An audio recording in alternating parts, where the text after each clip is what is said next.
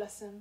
So today I want to do a video response to Kelly Bear, top 5 tarot decks I can't live without for 2019. I haven't done a video like that yet, and because I'm coming back more again to my own tarot readings, I thought this is really a fun tag to play along with. So let's just have a look at the decks I've chosen. So the first deck I want to show you is the Glastonbury Tarot, and I mentioned that already in one of my videos before. This one was a gift, and I was so happy to receive it because it's such a beautiful deck. Actually, I mentioned it then already and I say it again, it is a deck. From the artwork, I don't think I would have chosen this one, but the more I work with it, I really can see the beauty in its simplicity. I absolutely adore the rich colors. I think it's so beautiful, and the guidebook for this deck is it's so good. I really like it. The interpretations are, it's just a different viewpoint sometimes, and I really think it's such an interesting deck. It has many great ideas. I really love it. It's very gentle and nurturing, and still it doesn't sugarcoat or anything. And I worked so much with it this year since I've got it. It's a deck that I used a lot this year. Look at this strength card. I so love this strength card with Gog and Magog. Yeah, this will definitely, this one has to come into my list because I just worked so much with it. It's exactly what I needed. So that's why I'm so glad and so happy and so grateful that I got this really precious gift. Thank you so much again for that. I love it. So let's see another one. So the next one would be the John Bauer Tarot. I also have a walkthrough or a review of this deck on my channel if you're interested. I wasn't sure if it's only going to be a tarot deck that I have because of the artwork, because I absolutely adore this artwork. But no, it's such a great deck. You can work so wonderful with it. It is much more, it's kind of much more open for interpretation. It's storytelling. I love that one. It's really wonderful. I can find, you can definitely find your own, and I can find my own environment in this deck. Yeah, I think it's such a wonderful and beautiful tarot deck. I also have a book by John Bauer, The Folk Tales, with his illustrations, so you can find some of the artwork in that book again, and then you can read the stories behind it, and so you can even find more meaning in the cards through this, which is a wonderful experience. And it fits so well for my own spiritual path, my whole path is so nature-based, and yeah, I find it so easy to work with it. So let's add the next deck. This is the Tarot of the She, and if you watch my channel already for a while, you know it. And if you're new, so I'm going to show it to you. This is my go-to deck. I love this deck so much. I love everything about it. Even just the back, I love the back so much of this deck. I use it a lot for readings for others. I use it a lot for my own personal readings. It's so easy for me, this deck, to understand. The colors again are so rich. It's something that I really like, those rich and poppy colors. This one is perfect card. Yeah, and I think you could say this is definitely my soul deck. I'm just going to show you a few more here because I love it so much. I think it's just only the energy of the she that really is in there that draws me so much to this deck.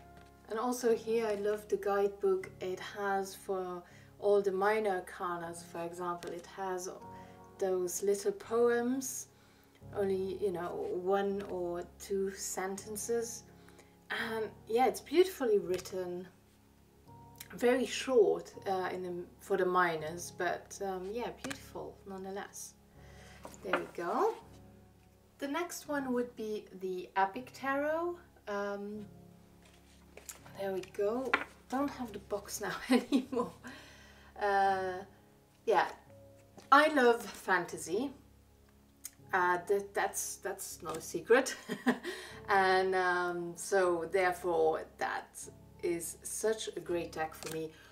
Also the little white book it comes with, that I showed you already, it has so much in it for such a small book, you know, and it's different languages, so but those few sentences you get, I think it really gives you a lot to go on. Maybe the only thing is that the chord cards, as you can see, don't give you that much in the image, but I can work wonderfully with that. And yeah, it's again, it has that feeling of storytelling again, and yeah, fantasy stories, and I can work really well with it, and I love the artwork. It's very different. It has its own system, so it's still Rider-Waite-Smith based, but also it has its own system. So it's really interesting. I like when decks are, yeah, just a little bit different, and it's not always just the same. Here we see the 6 of Swords. Here again a chord card, but I really can work with it. Yeah, this is a great deck. I love giving readings with it. For example, past life readings, to be honest. That's something I really love doing with this deck. May not make sense to everybody, but I love it for that. This is such a wonderful card. There we go, that was the Epic Tarot. And the last deck, number 5, would be the Chicoli Tarot. Again, such a beautiful and wonderful deck. The last time I actually used it was for reading for my fur babies who passed, and it gave me such comfort and yeah, such a beautiful and nurturing reading, really. It's such a unique deck. The artwork is of course very special. It's so open for interpretation. I heard a lot that people say they use it more as an oracle. Yeah, you can apply the Rider-Waite-Smith meanings, as you can hear, like you see with the 7 of Swords.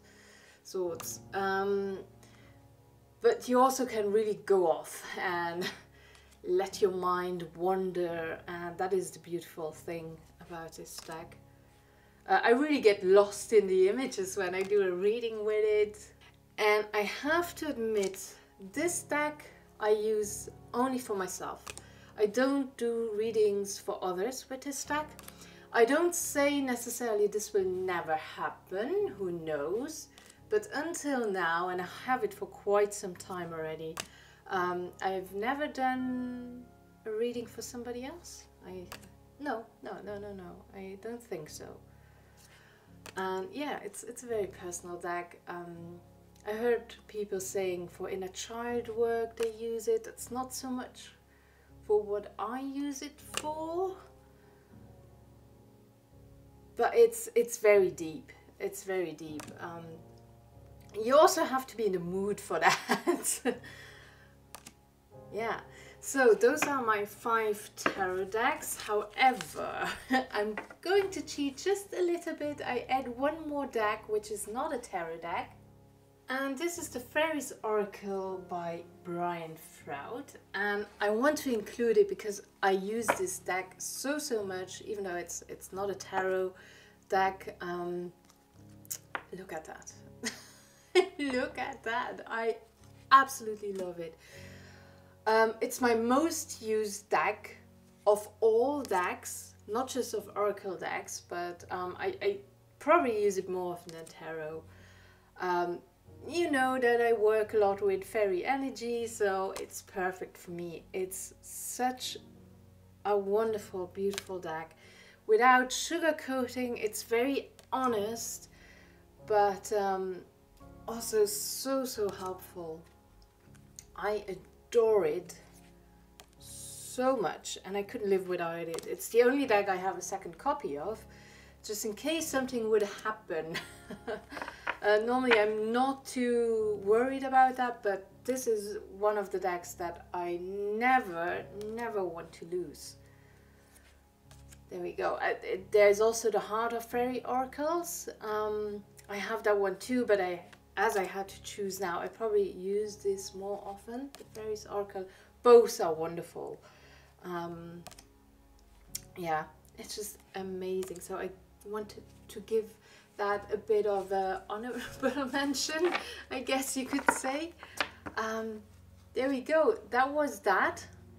So thank you so much for watching. I wish you all a wonderful day. Much love and many blessings, and bye bye.